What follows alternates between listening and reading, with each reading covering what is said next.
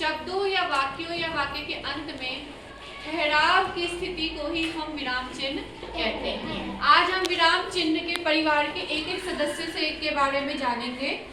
तो सभी बच्चे ध्यान से सामने देखेंगे। सबसे पहले है पूर्ण विराम। पूर्ण विराम, पूर्ण नाम से ही पता चल रहा है कि ये पूरा है। पूर्ण मतलब नाम से ही पता चल रहा है पूरा है। ये वाक्य के अंत में लगता है। कब लगता है? वाक्य के अंत में। वाक्य के अंत में। हम बोलते समय वाक्य खत्म होने के बाद विराम देते हैं। इसी प्रकार लिखते वक्त वाक्य खत्म होने के बाद पूर्ण विराम लगाते हैं। जैसे लड़के का पैर फिसल गया, पेड़ से हमें फल प्राप्त होते हैं। इसके अलावा और भी है, हम गाना गाते हैं, हम चल रहे हैं, हम भाग रहे हैं, हम खाते हैं, हम पढ़ते हैं। जो खत्म होने के बाद लगते हैं, पूर्ण होने के बाद वाक्य के एंड में। जैसे इंग्लिश में आप फुल स्टॉप लगाते हो सेंटेंस के एंड में, ऐसे हिंदी भाषा के अंत में, वाक्य के अंत में हम क्या लगाते हैं? पूर्ण विराम। समझ में आ गया पूर्ण विराम? चलिए अगला हमारा है अल्प विराम। अल्प विराम और पूर्ण विराम का जो चिन्ह होता है वो हमारा ये डंडे जैसा होता है। ठीक है।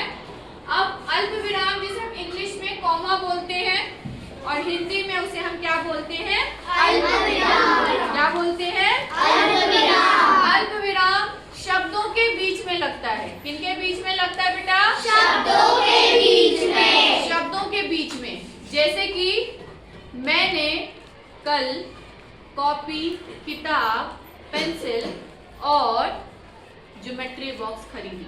तो शब्दों के बीच में, एक समान जैसे शब्दों के बीच में उसकी स्थिति को दिखाने के लिए हम अल्प विराम का प्रयोग करते हैं। जैसे भारत में बहुत सारी नदियां हैं। गंगा अल्प विराम, सरस्वती अल्प विराम, यमुना अल्प विराम, ब्रह्मपुत्र, ये सब।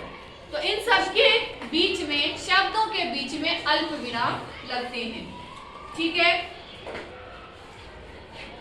चलिए अब अगला हमारा है अर्ध विराम। क्या है? अर्ध विराम। नाम से ही पता चल रहा है अर्ध यानी आधा, यानी कि ये दो वाक्यों के बीच में संबंध को दिखाने के लिए एक वाक्य खत्म होते ही जब उसके साथ दूसरा वाक्य जुड़ा होता है तो हम अर्ध विराम का प्रयोग करते हैं। कल मैं चिड़ियाघर गया और वहां बहुत सारे जानवर देखे। तो इन दोनों की स्थिति में हम अर्ध विराम का प्रयोग करते हैं। ठीक है। अब आप समझाइए इसको।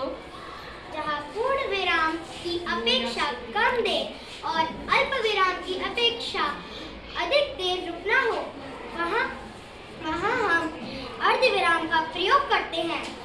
उदाहरण, सूर्य उदय हो गया, चिड़िया चहकने लगी और कमल खिल गए।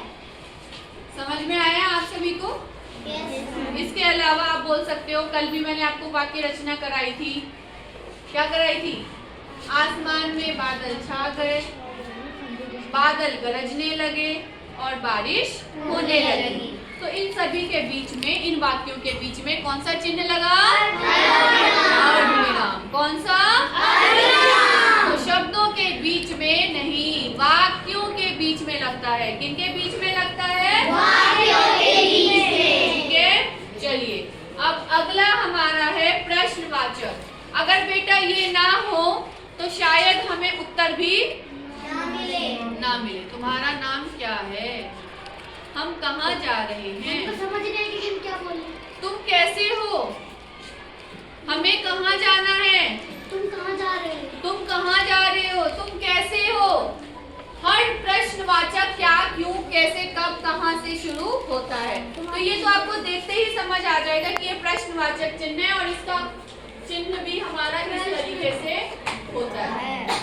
ठीक है। समझ में आया?